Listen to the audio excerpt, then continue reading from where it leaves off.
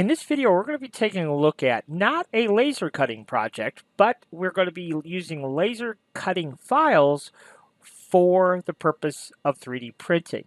And this is just one of a bazillion options that are available to you because Etsy is full of SVG files that are all ready to go, ready to make into 3D models very, very quickly and easily, almost instantly with very little work.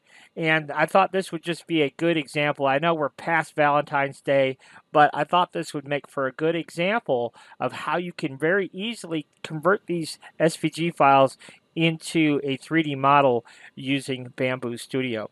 So here the work is done for us. So if we want to print out one of these and add it to a gift or something like that, or just give it away, just to give it away. It doesn't have to be Valentine's Day, right?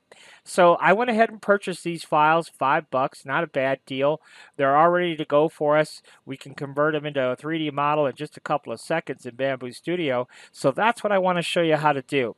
So let's come in here to Bambu Studio, and let's go ahead and import an SVG file. Now I have these saved to my desktop right here, and then inside here they have several different folders, and let's see which one we want. We want the done for you one, the ones that are already done. So that's what we're going to be using. And now, we're going to go ahead and import. This is an SVG file. So we'll go ahead and do that. And this is what we get. Okay, so this is how they have it set up. Now we may choose to set ours up a little bit differently, but this is how they have it set up. So the first thing we really need to do is to go ahead and split this all apart. So we're going to right click and choose split to objects, and then we're going to decide which ones we want to use. What do we want to do? Do we want to, I'll tell you what, let's just do the love one, I guess. So we'll hold our shift key down and make a selection here. We'll get rid of all of that, and we'll hold down our shift key and we'll get rid of all of that. Okay, so this is what we're going to be using right here. All right, so when we bring in an SVG file, it is going to come in all as one color, and it's always going to come in 10 millimeters thick. Okay, so for the love here, maybe on that one, maybe we'll only make that, I don't know, 4 millimeters thick, or well, let's just do 6 for fun. Okay, 6 millimeters is basically a quarter of an inch. Okay, and that's probably plenty good. And then for this one, we'll make it 2 millimeters. Now, obviously, you can make it whatever you want, but I'll make it 2 for my example. And you know what? I'm gonna change my mind.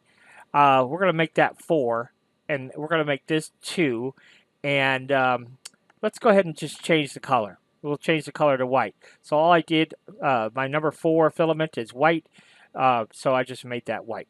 And then what we're going to do is we're going to right click on love here and center it up on the build plate. And then we're going to right click on this one, and we're going to center it up on the build plate too. And now we have them both sitting together, but I need to be able to move this white into position. I need to move the Z position of that. So to do that, we're going to select them both, shift click and select both, right click and choose merge. And then I need to put the white directly on top of the red. Now we know that the red is 4, the white is 2. The Z height of white then becomes 1. The Z height of white is always half of whatever the object is. So our white object is 2 millimeters, so that means the Z for white is 1. But we know that the Z for the red is 4, so the Z for white needs to be 5, because we're going to add the 1 and then 4. Does that make sense? So we'll select the white here, and then we're going to go into the Move tool, and we're going to go to World Coordinates and set that, what did I say, 5. And there you go. So you see how now the white is sitting on top, and there you go. See, so that is now ready to go, and we could go ahead and print that out. So if we hit slice, you see how very easy to utilize those SVG files to be able to create some really neat models. So my point in all this is you might find some unique pieces on Etsy that you're not going to find on Maker World, but it's just as easy to create and turn into a 3D model. If you have an SVG file, almost never, especially with flat type um, models like this, you almost never need 3D modeling software. Between Inkscape, Bambu Studio, you can create just about anything you could ever need.